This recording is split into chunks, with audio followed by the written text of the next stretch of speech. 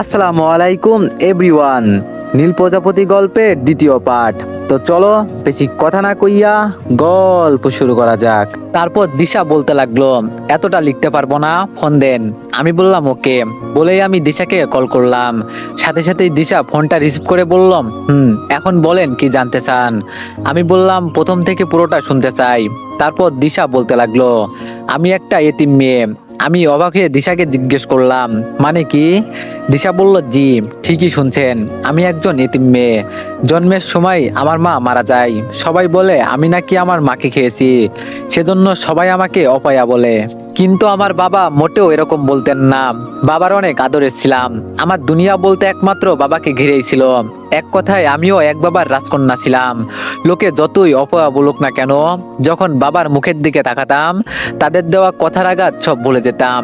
আমি পড়াশোনা করতাম, স্টুডেন্ট হিসাবেও খারাপ ছিলাম না। আবার আমরা ছিলাম মধ্যবিত্ত ঘরের, টাকা পয়সাও খুব অভাব ছিল না। সব মিলিয়ে ভালোই দিন চলছিল। অভাব কি ছিল জানতাম না, কিন্তু লোকে ঠিক কথাই বলতো আমি একটা অপয়া। কিছুদিন পর বাবারও ক্যান্সার ধরা পড়লো। আমার কপালে আর সুখ বেশি দিন থাকলো না। 8 মাস পর বাবাও আমাকে ছেড়ে মায়ের কাছে চলে গেলেন। এই 8 মাস অনেক উন্নত চিকিৎসা করেছি, কিন্তু শেষ রক্ষার হয়নি। উন্নত চিকিৎসা করতে গিয়ে টাকা পয়সাও প্রায় শেষ। তাই এখন সবার কাছে আমি অবহেলিত।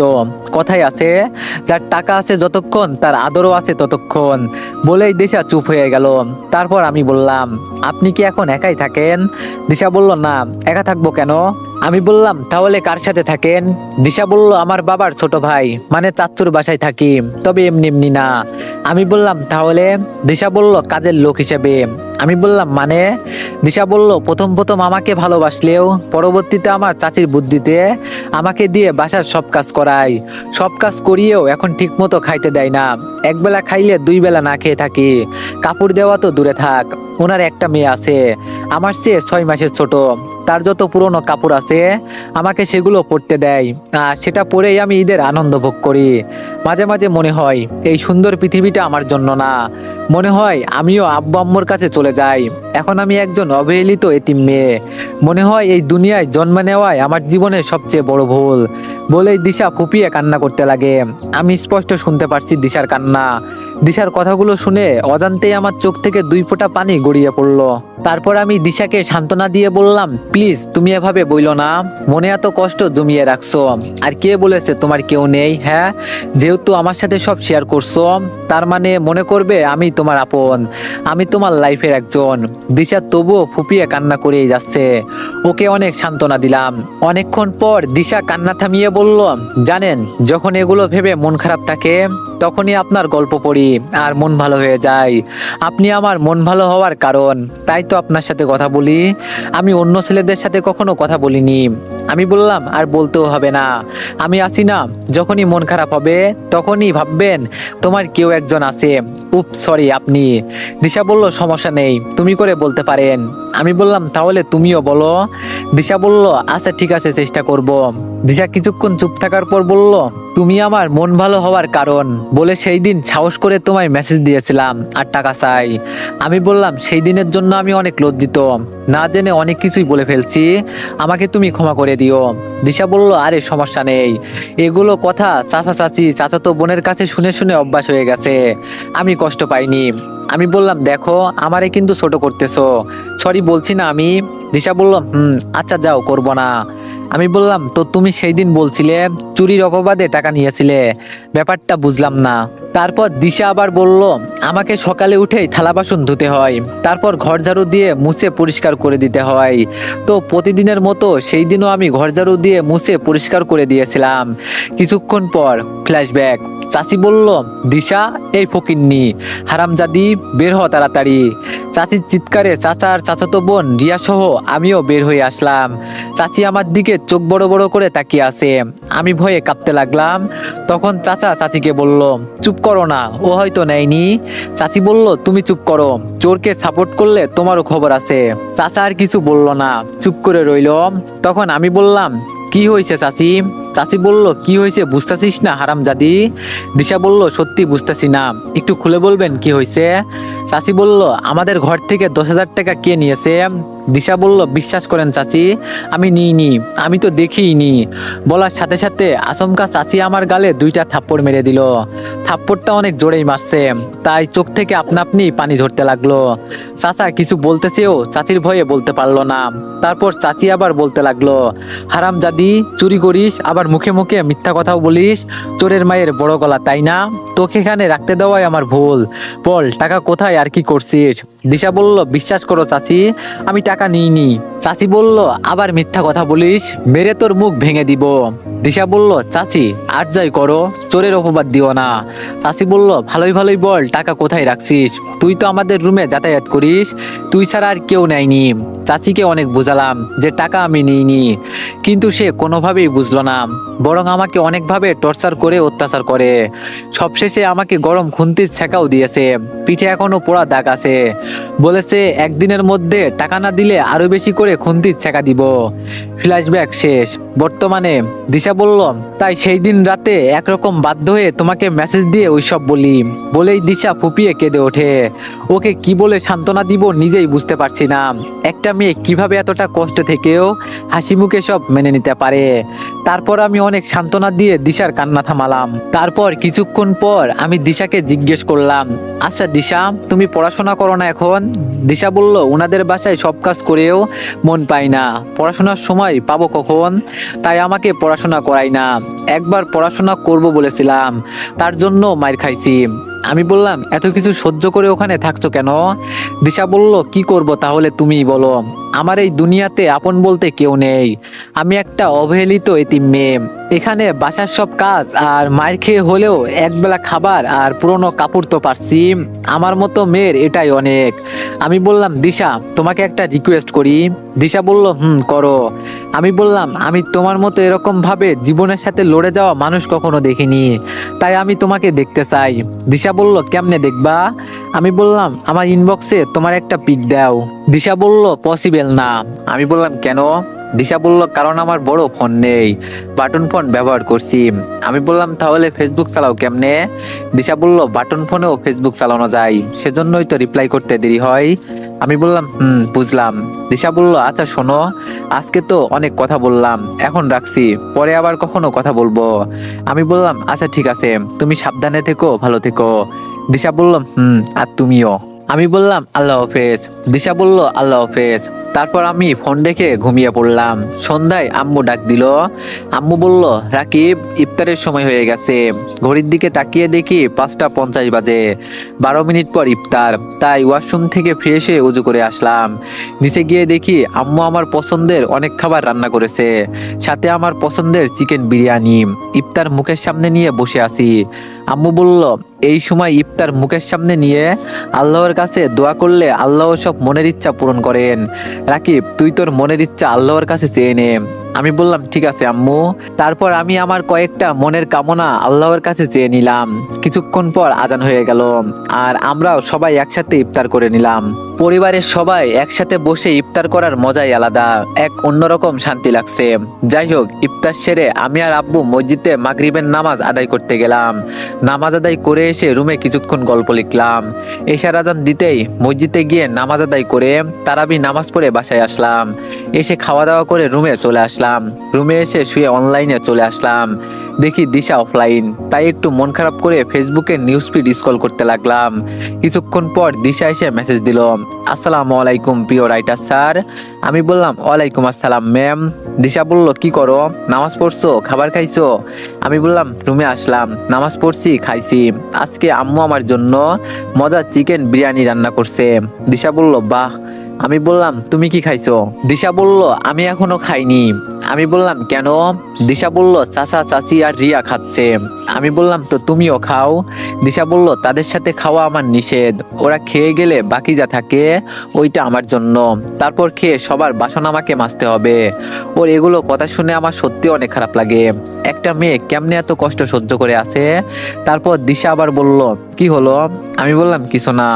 দিশা বলল, তুমি তাহলে ঘুমিয়ে পড়ো, সেউরির সময় আবার উঠতে হবে। আমি বললাম, আচ্ছা ঠিক আছে। বলেই আমি ঘুমিয়ে পড়লাম।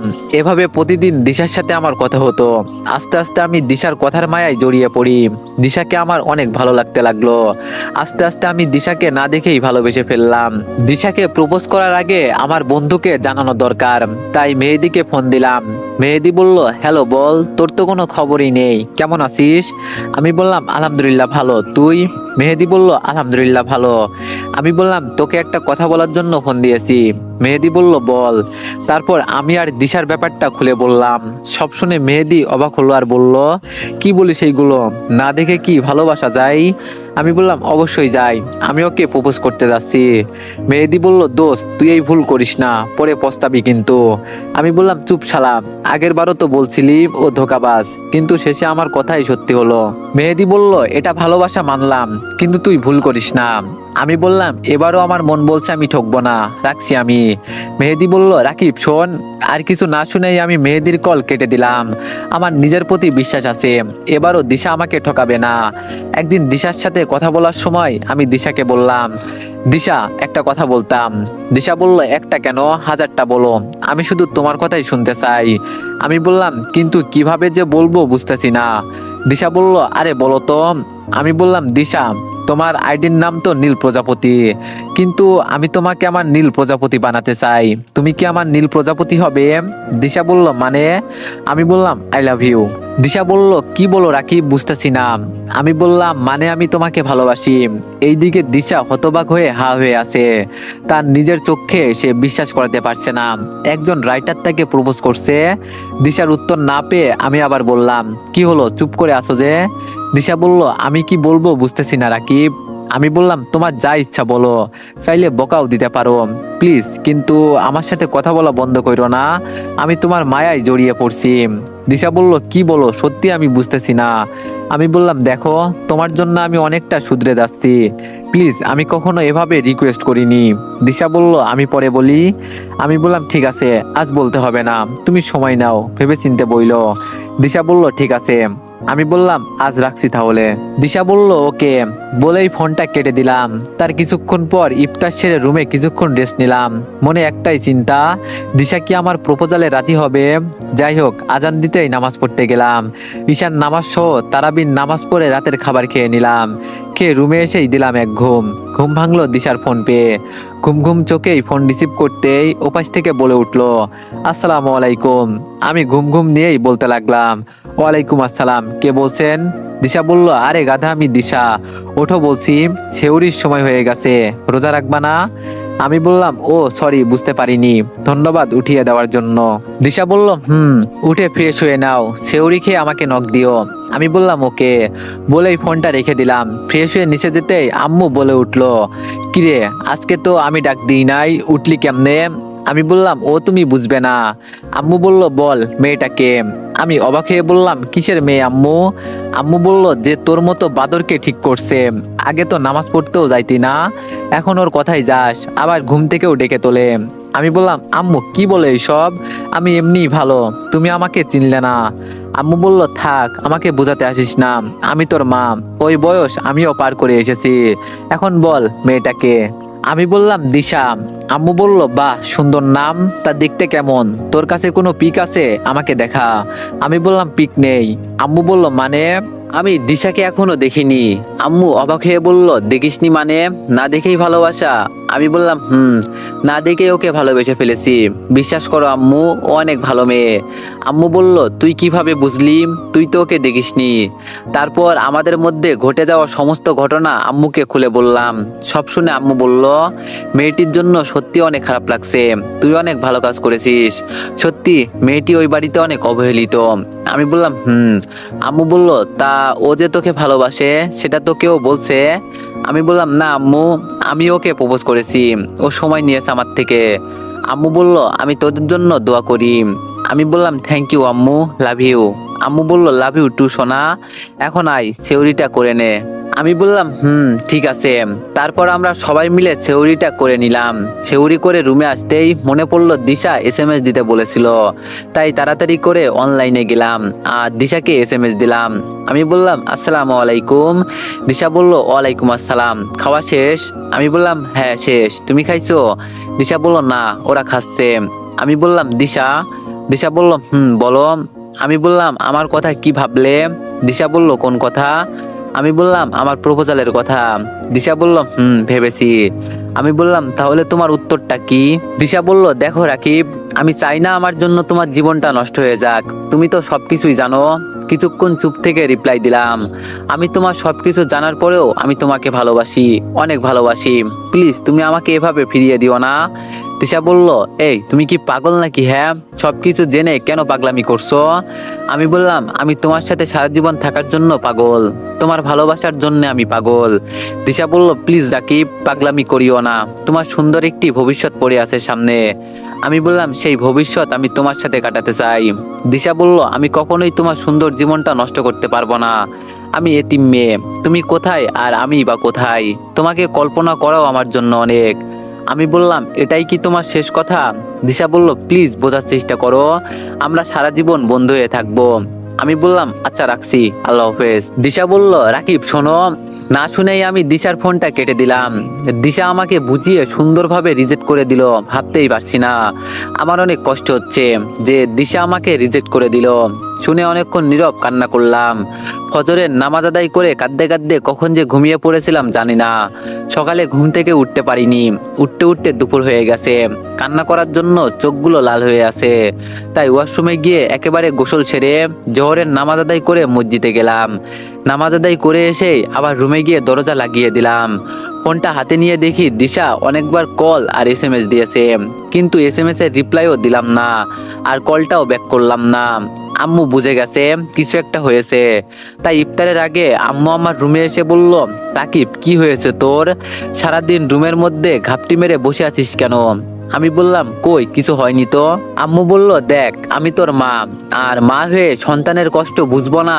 আর রাতেও তো ঘুমাসনি মনে হয়, চোখগুলো লাল হয়ে আছে। বল আমাকে দিশার সাথে কিছু কি হয়েছে?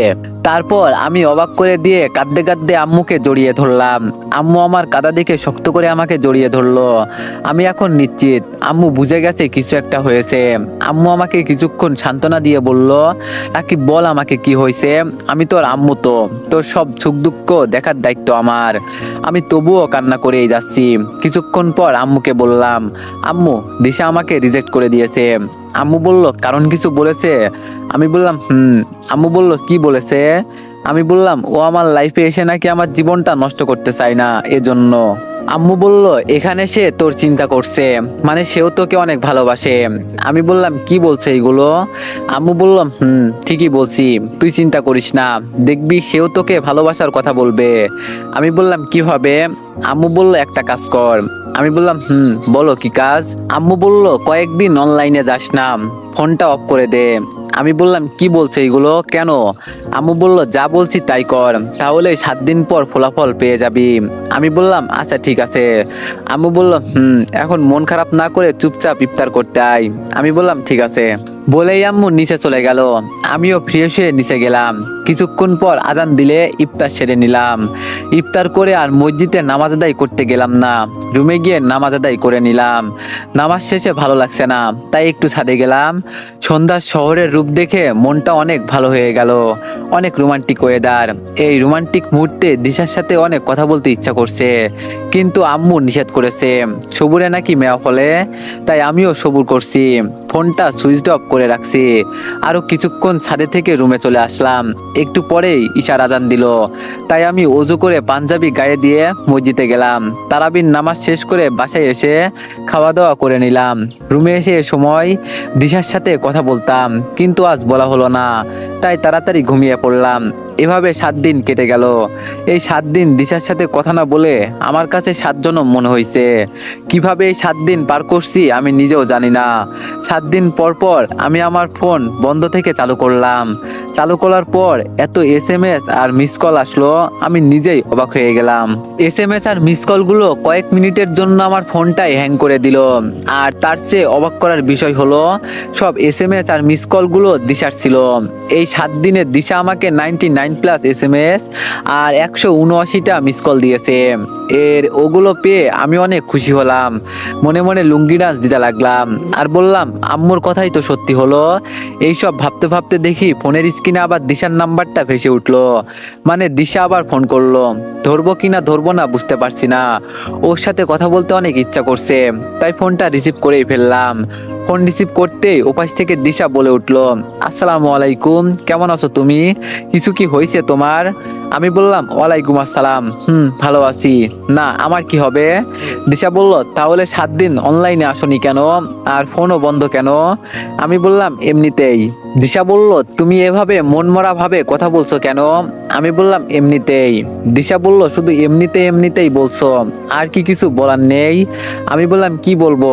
দিশা বলল, তুমি অনেক খারাপ। বলেই দিশা কান্না করতে শুরু করে দিল। তারপর আমি বললাম, আরে হুদাই কান্না করছো কেন? দিশা বলল, তুমিও সবার মতো খারাপ, আমাকে শুধু কষ্ট দাও। আমি বললাম কিভাবে তোমাকে কষ্ট দিলাম? দিশা বলল, এতদিন অনলাইনে আসনি কেন আর ফোনও তো বন্ধ করে রেখেছো, আমাকে এভাবে কষ্ট দেওয়ার মানে কি? আমি বললাম, আমি এলেই কি আর না এলেই বা কি, কারো তো কিছু যায় আসে না। দিশা বলল, মারবো একটা থাপ্পড়, তুমি খুব খারাপ, আমাকে শুধু কষ্ট দাও, এই তোমার ভালোবাসা? তোমাকে আমি সবার থেকে আলাদা ভেবেছিলাম, কিন্তু তুমিও আমাকে অনেক কষ্ট দাও। আমি বললাম, তুমি তো আমাকে আর ভালোবাসো না। দিশা বলল, কে বলেছে ভালোবাসি না? আমি বললাম, তুমিই তো সেই দিন বলছিলে। দিশা বলল, না ভালোবাসলে কি আর কথা বলতাম, বোকা ছেলে কোথাকার। তোমার গল্প যখনই পড়ি তখনই আমার মন ভালো হয়ে যায়, আমার মন ভালো হওয়ার একমাত্র কারণ তুমি। তাই তখন থেকেই তোমাকে আমার অনেক অনেক ভালো লাগে, মনে মনে অনেক ভালোবেসেও ফেলি। কিন্তু পরে ভাবি তুমি কোথায় আর আমি কোথায়, তাই তোমাকে জানাতে ভয় পাই। যেই দিন তুমি আমাকে প্রপোজ করেছিলে সেই দিন বিশ্বাস করো আমি যে কতটা খুশি হয়েছিলাম তা বলে বোঝাতে পারবো না। আমিও তোমাকে অনেক অনেক অনেক ভালোবাসি রাকিব, তুমি আমাকে আর এভাবে কষ্ট দিও না প্লিজ। তুমি যা বলবে আমি তাই করব, তবুও প্লিজ আমার সাথে কথা বলা বন্ধ করো না, আমি মরেই যাব। তোমার মাঝেই আমি আমার একমাত্র বাঁচার আলো দেখতে পাই। তুমিও যদি আমার সাথে এমন করো তাহলে আমার বেঁচে থাকার প্রদীপটাই নিভে যাবে। বলেই দিশা ফুপিয়ে কান্না করতে শুরু করে দিল। দিশার কথাগুলো শুনে লুঙ্গি ডান্স দিতে ইচ্ছা করলো, মনে মনে আম্মুকে ধন্যবাদ দিলাম, আম্মুর ওষুধ কাজে দিয়েছে। তারপর কোনো রকম নিজেকে সামলিয়ে দিশাকে বললাম, আমাকে তুমি মাফ করে দাও, আজকের পর থেকে আমার দ্বারা তুমি কখনো আর কষ্ট পাবে না, আমি তোমাকে আমার রাজধানী করে রাখবো। দিশা বলল, সেই দিন আমি বলতে পারিনি, তবে আজ আমি বলতে চাই। আমি বললাম কি কথা বলো? দিশা বলল, সেই দিন আমাকে বলেছিলে না তুমি কি আমার নীল প্রজাপতি হবে? আজ আমি বলতে চাই তোমার সারা জীবন নীল প্রজাপতি হয়ে থাকতে চাই। তুমি কি আমার সারা জীবনের জন্য তোমার মায়াজালে বন্দি করে রাখবা? আমি বললাম আমি তোমাকে সারা জীবন আমার নীল প্রজাপতি করে রাখতে চাই। এভাবে দিশার সাথে অনেকক্ষণ কথা বললাম, আজকে আমি অনেক খুশি। রুম থেকে বের হয়ে দেখি আম্মু কিচেন রুমে। আমিও কিচেন রুমে গিয়ে আম্মুকে পিছন থেকে জড়িয়ে ধরলাম। আমার এরকম আচরণ দেখে আম্মু বলল, কি হয়েছে আমার ছেলের, আজকে এত খুশি খুশি লাগছে কেন? আমি বললাম, আজকে আমি অনেক অনেক খুশি। আম্মু বলল, তো খুশি হওয়ার কারণ কি? আমি বললাম, কারণ তোমার ওষুধ কাজে দিয়েছে। আম্মু বলল, মানে? আমি বললাম, মানে দিশাও আমাকে অনেক ভালোবাসে। আম্মু বলল, কবে বললো? আমি বললাম, আজকে একটু আগে। থ্যাংক ইউ আম্মু, আমি অনেক খুশি। তুমি খুশি হওনি? আম্মু বলল, তোর খুশিতেই তো আমাদের খুশি। আমি বললাম, আম্মু তুমি এমন কেন? আম্মু বলল, সেটা তুই এখন বুঝবি না, তুই আগে সন্তানের বাবা হ, তখন বুঝবি। আমি আর বেশি কথা না বলে আমি আমার রুমে চলে আসলাম। এভাবে দিশার প্রেম, আব্বা আম্মুর ভালোবাসা আর রহমতের রোজার মধ্যে আরো বেশ কিছুদিন কেটে গেল। 4 দিন পর ঈদ উল ফিতর। দিশাকে আমি কখনো দেখিনি, কিন্তু ঈদ উপলক্ষে দিশার জন্য একটা উপহার কিনেছি, আর সেটা হলো শাড়ি। কিন্তু দিশার সাথে 2 দিন হলো কথা হয়নি, আমার ফোনটাও ধরছে না, কেন জানি না। দিশা আর আমার লং ডিস্টেন্স রিলেশনশিপ, মানে আমার বাসা বগুড়া আর দিশার বাসা চট্টগ্রাম। এইসব ভাবতে ভাবতে দিশাই ফোন দিয়ে ফেললো। আমি সাথে সাথে রিসিভ করে বললাম, আসসালামু আলাইকুম। দিশা বলল, ওয়ালাইকুম আসসালাম, কেমন আছো তুমি? আমি বললাম, আলহামদুলিল্লাহ ভালো, তুমি কেমন আছো? দিশা বলল, ভালো। আমি বললাম, কিন্তু তোমার কথা শুনে তো মনে হচ্ছে না তুমি ভালো আছো। দিশা বলল, তেমন কিছু না। আমি বললাম, বলো কি হয়েছে? দিশা আর কিছু না বলেই কান্না করতে লাগলো। আমি তখনই বুঝে গেলাম কিছু একটা হয়েছে। তখন আমি বললাম, দিশা কি হয়েছে বলো আমাকে, না হলে আমি কি করব নিজেও জানি না। তারপর দিশা যা বলল তা শুনে আমার মেজাজটাই গরম হয়ে গেল।